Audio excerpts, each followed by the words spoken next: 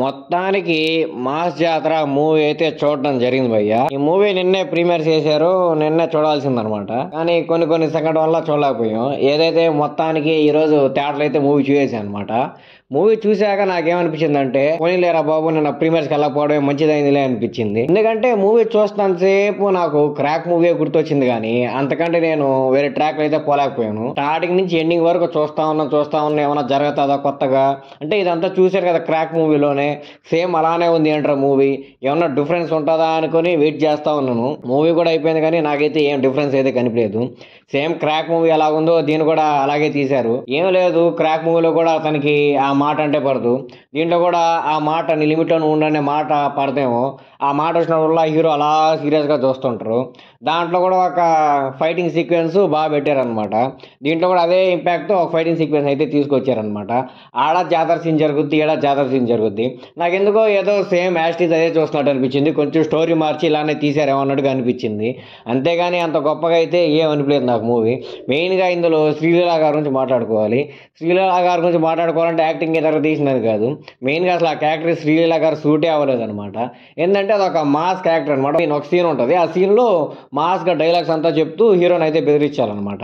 ఆ scene act చేస్తా mass dialogues చెప్తుంటే నేను ఎందుకో ఫీల్ కాలేకపోయాను అనమాట.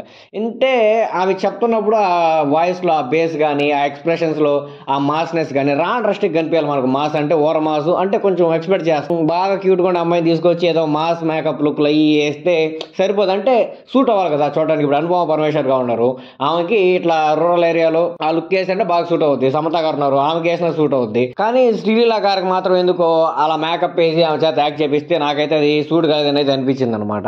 ఇక రవితేజ గారు యాక్టింగ్ విషయానికి వస్తే, రవితేజ గారు డైలాగ్స్ అన్ని చాలా స్లోగా ఒకే పిచ్లో చెప్పారు.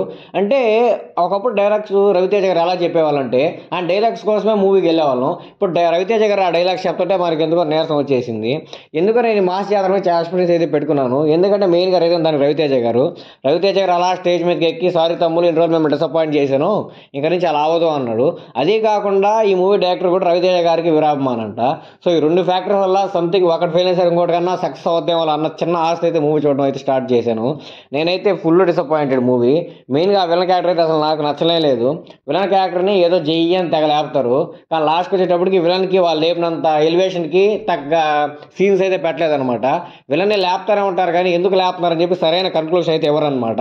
ఇంకా మూవీ క్లైమాక్స్కి వచ్చేస్తుంది అంత అయిపోయింది, విలన్ ఎందుకు అంత లేపారా అంటే ఏం అర్థం కాదు.